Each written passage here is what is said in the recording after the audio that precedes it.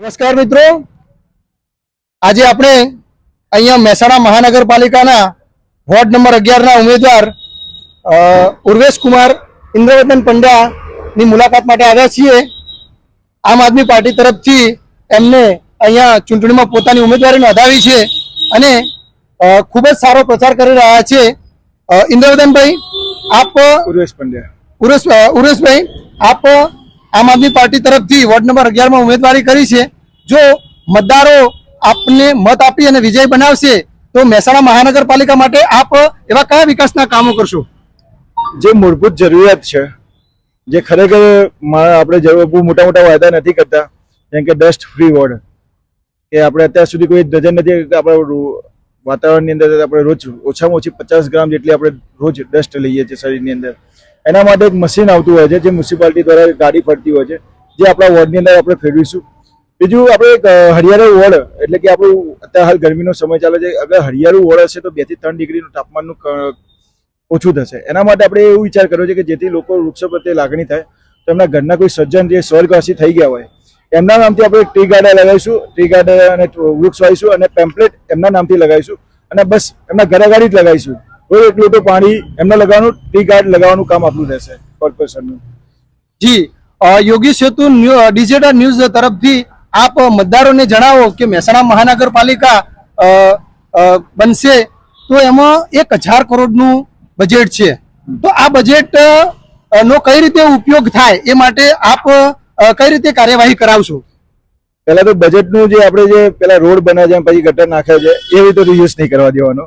જે એનું પહેલા પ્લાનિંગ આપણે રેડી કરવાનું છે કે જે આપણે ગટરનું જે સમસ્યા છે એ પહેલા કમ્પ્લીટ કરાવડાવીશું, કોઈ બાકી ના રહે અને આવનારા 25 વર્ષ સુધી જોવું ના પડે એ રીતે કંઈક કરવું જોઈએ। પછી રોડની સમસ્યા, રોડ જે આપણે જે એના ઉપર કામ કરાય, પછી ફૂટપાથ વગેરે એના ઉપર કામ કરાય, એક સ્ટેપ બાય લઈશું, જેથી આપણે જે 1000 કરોડ રૂપિયા આપણે મહાનગરપાલિકા તરફથી મળવાના હતો, જે એમને ભેગા કરેલા છે, એનો સદુપયોગ થાય। તો એક સિસ્ટમેટિક તરીકેથી યુઝ કરવો જોઈએ એના। જી, ભારતીય જનતા પાર્ટીનું અત્યારે શાસન છે અને વિપક્ષ કોંગ્રેસ પણ મજબૂત છે, તો આપ આમ આદમી પાર્ટીમાંથી ઉમેદવારી નોંધાવી છે, તો આમ આદમી પાર્ટી પસંદ કરવાનું પણ મતદારોને જણાવો। આમ આદમી પાર્ટી સામાન્ય માણસને આગળ લાવે છે અને ઈમાનદારીથી બધા છે। હું તમને એક એક્ઝામ્પલ આપી દઉં। અત્યારે હાલ અમે 27 કેન્ડિડેટ છીએ મહેસાણા મહાનગરપાલિકાની ચૂંટણીની અંદર। 27 કેન્ડિડેટને ઓફરો ગઈ છે। બધા મારા જેવા સામાન્ય માણસ છે, કોઈ લારી ચલાવે છે, કોઈ ગલ્લો છે, કોઈ ડ્રાઈવર છે, કોઈ સ્ટુડિયો છે, કોઈ રિક્ષા ચલાવે છે, આવા છે। એ 25 લાખ રૂપિયાની અમને 20 લાખ, 25 લાખ, 5 લાખ બધાની વિવિધ પ્રકારની રકમ આવી, પણ કોઈ ડગમાંથી પગ કર્યું નથી, હલ્યા નથી પોતાની વાતથી। ઈમાનદારીથી બધા કામ કરે છે અને એક પાર્ટીની વિચારધારા છે ઈમાનદારીથી, અને અમારા જેવા લોકોને ચાન્સ આપ્યો એ જ પાર્ટીનો અમારા માટે મહત્વ છે, બીજું કંઈ નથી। ઉર્વેશભાઈ, મહાનગરપાલિકા બનશે એટલે મહેસાણાની અંદર ખૂબ મોટી સંખ્યામાં ડિમોલેશન થશે, તો આપની પાર્ટીનું નામ છે આમ આદમી પાર્ટી, તો ડિમોલેશન થશે આમ આદમીનું જ થશે, તો એ માટે આપ શું કાર્યવાહી કરશો? ડિમોલેશન થશે તો અમે એવું નથી કે કોઈના રોડ ઉપર લાવવાની વિચાર કરીએ છીએ કે એમનું ઘર તૂટી જશે। જો નો ડાઉટ ત્યાંથી રસ્તો નીકળતો છે તો તૂટશે, પણ અમે સામે એમને ઘર પ્રોવાઈડ કરવાની કોશિશ વ્યવસ્થા કરી આપીશું। એવું નથી કે ગરીબ માણસ એટલે એને રોડ ઉપર લાવીશું, એવું નહીં કરીએ। પહેલા વૈકલ્પિક વ્યવસ્થા કરાવડાવીશું, પછી આગળ વાત થશે। ખૂબ ખૂબ આભાર। આપણી સાથે આમ આદમી પાર્ટીના રાષ્ટ્રીય કાર્યકારિણીના મેમ્બર્સ આદરણીય રમેશભાઈ સાહેબ ઉપસ્થિત થયા છે, એ આમ આદમી પાર્ટીના પ્રચાર અર્થે અહીંયા મહેસાણામાં આવ્યા છે। ઉમેદવારને પ્રોત્સાહન મળે એ માટે રમેશભાઈ સાહેબને પણ આપણે 2 શબ્દ પૂછીશું કે સાહેબ, આપ આ ઉમેદવારના પ્રચારમાં આવ્યા છો તો આમ આદમી પાર્ટીને લોકો કેમ પસંદ કરશે? મારું તો મહેસાણાની જનતાને, મહેસાણાના મતદારોને એવી વિનંતી છે કે તમે છેલ્લા 30-35 વર્ષથી ભારતીય જનતા પાર્ટીને વોટ આપી રહ્યા છો। આમ આદમી પાર્ટી એક પ્રમાણિક રાજકીય પાર્ટી છે, એક સામાન્ય લોકોને અને યુવાનોને, શિક્ષિત લોકોને જો એ પ્લેટફોર્મ પૂરું પાડતી હોય તો મહેસાણાના તમામ મતદારોને મારી એવી વિનંતી છે કે આ બિયારણ સારું છે।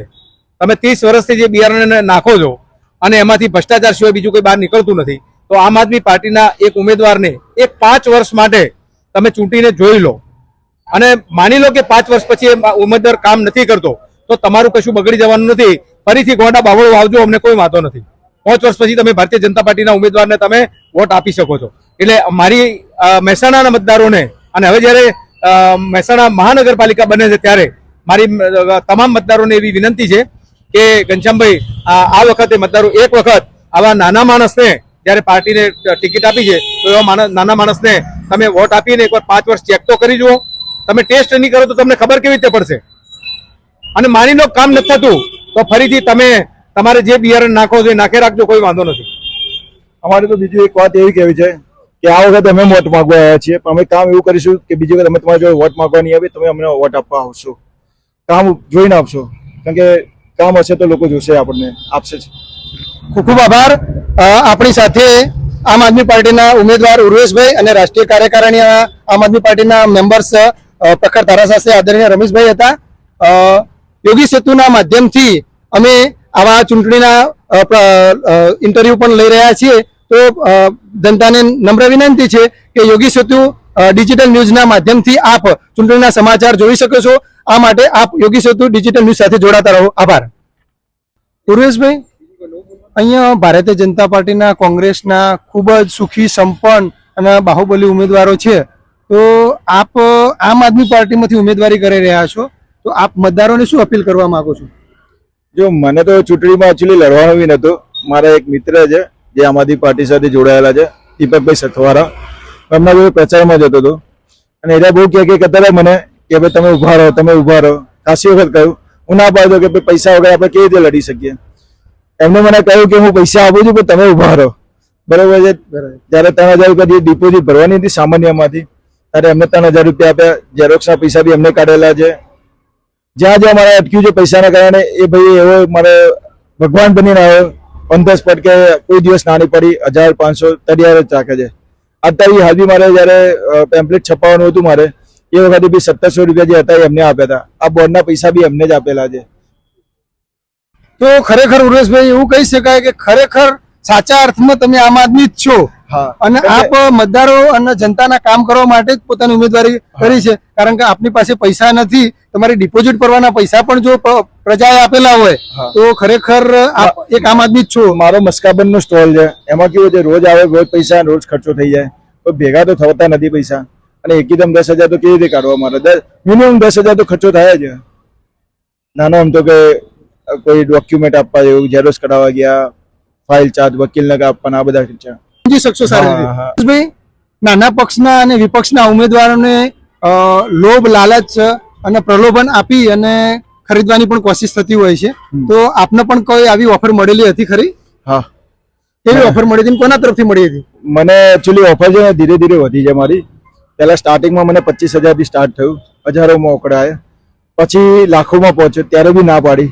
પછી 5 લાખ, 25 લાખ, અને શું છે કે અંદર અંદર લોકોથી જ આપણને એવી ઓફરો મળતી હતી. મારા ફ્રેન્ડ સર્કલ, રિલેટિવથી, ત્યાંથી પોતે ડાયરેક્ટ કોઈ દિવસ કોલ કર્યા નથી. મને 80 લાખ સુધીનો જે ઓડિયો વાયરલ થયો છે મારો જ થયો છે, વોર્ડ નંબર 11 નો. હું પોતે જો મેં જ ના પાડી છે, બરોબર છે. પણ મારે જે 10,000 રૂપિયા જે મને વિશ્વાસ ઉપર જે મને આપ્યા હતા, અને પાર્ટીએ જે મારા ઉપર વિશ્વાસ રાખીને મને ટિકિટ આપી છે, તો એના કરતાં 10,000 ની પાર્ટીનો વિશ્વાસ વધારે મહત્વ રાખતો હતો મારા માટે, તો મેં નહીં લીધા. અને મને પૈસા જો હું ખુશ તો મારી રીતે હતો જ, મારા મસ્કાબનના સ્ટોલમાં બી, બરોબર છે. તેના માટે કોઈ મોટું એવું નહીં, પૈસા મારા માટે ખુશી નહીં. હું તો શોર્ટ એન્ડ સાઈડમાં કહેવા માંગુ છું કે મારે તો હીરો જ બનવું છે, અને હીરો બનાવવા માટે કામ સારું કરવું પડે તો લોકો અમે હીરો બનાવી જ દેશે. ખૂબ ખૂબ આભાર. આપણી સાથે મહેસાણામાંથી એક કાકા જોડાયા છે. કાકા, આ વખતે કેવું લાગે છે મહેસાણા મહાનગરપાલિકામાં કયો પક્ષ વિજયી બનશે? આ વખત કોઈ નક્કી નહીં ભાજપનું. નક્કી નથી ભાજપનું. તો કયો પક્ષ કદાચ મહાનગરપાલિકાનું બોર્ડ બનાવી શકીએ એવું આ લાગે છે? વખત આપ આવે એવું લાગે છે. આપ આવે એવું લાગે છે. આપ આ ઉમેદવારને ઓળખો છો? વાહ, ઓળખો છો, બરાબર. તો આ વખતે આમ આદમી પાર્ટીનું સારું લાગે છે? હા, આમ આદમી પાર્ટી મહેસાણામાં વળી પગ પેસારો કરે એવું લાગે છે. મહેસાણામાં કયા કયા કામોની જરૂરિયાત છે જે તમારા દ્રષ્ટિકોણથી નથી હજુ નથી થઈ શક્યા? આ જે રોડના હજી કોઈ નક્કી નહીં. રોડ ખોદીને જતા રહ્યા છે. રોડ રસ્તાની રસ્તાનો તકલીફ પડી જ છે. ગટરમાં કેવું છે? ગટરો તો સાફ કરવા 10 વર્ષથી આયા નહીં. નથી આવ્યા. હા, ગટરો તો સાફ કરી. ગટરો પાણી ચોમાસામાં ઉભરાય જ છે. ઉભરાય છે. હા, ગટરોનો તો પ્રશ્ન પાણી જવાનો મહિને ને મહિને ટેન્કરો આવે છે, ખાલી કરી આવીને જતા રહ્યા છે, કશું સાફસૂફ કરતા નહીં. એટલે મેઇન પ્રશ્ન તો એ ગટરોનો પ્રશ્ન મહેસાણાની અંદર છે જ. એટલે અહીંયા મહેસાણામાં કયા પક્ષની નગરપાલિકા હતી? અહીંયા તો ભાજપની હતી. ભાજપની હતી, પણ એમાં કામ નથી થયા. હતા એટલા બધા જો કામ થવા નથી, એટલે પબ્લિક ને એમ છે ભાઈ આખા થોડો નવો પક્ષ આવે તો સારું. નગરપાલિકાની ચૂંટણીમાં ભાજપ, કોંગ્રેસ કે આમ આદમી પાર્ટી ત્રણેય ઉમેદવારો હશે, તો આ વખતે તમને તમારા દ્રષ્ટિકોણથી કેવું લાગે છે, કયો પક્ષ આ વખતે નગરપાલિકાનું બોર્ડ બનાવી શકશે? બોર્ડમાં તો એવું છે કે જે પક્ષ ઉમેદવાર ઉભો હોય અને જે પબ્લિકની સેવા કરે અને પબ્લિકનું સાંભળે એને પબ્લિક સપોર્ટ કરશે. તમે તો પક્ષને વડીલ છો. જોવાનું, પક્ષને જોવાનું, ઉભો છે કોણ એ પબ્લિકની સેવા કરે છે એને પબ્લિક વોટ આપશે. તમે તો વડીલ છો, અત્યાર સુધી નગરપાલિકામાં કેવા કેવા કામો થયા છે અને કોઈ કામ એવા છે કે જે હજુ બાકી છે અને ખરેખર પ્રજાને તકલીફ પડી રહી છે? કામ તો ભાઈ જો બધા આવે કોઈ કામ કરતા નથી, વોટ લઈને પછી કરતા નથી, બરાબર છે. બધા કોઈ કે આમ કરી પછી કોઈ જોવાય નથી આવતું. તો અને જે ગરીબ માણસ હોય, ગરીબ પરિસ્થિતિમાંથી ઉઠ્યો હોય, એને દુઃખ જોયું હોય, તકલીફ જોઈ હોય, તો એ માણસ અવાજ ઉઠાવવા. કાકાનું કહેવું છે કે દરેક ઉમેદવાર આવે છે, પ્રલોભનો આપે છે, પણ કોઈ કામ કરતા નથી, એટલે જે કામ કરશે એને પ્રજા ચૂંટીને મોકલશે.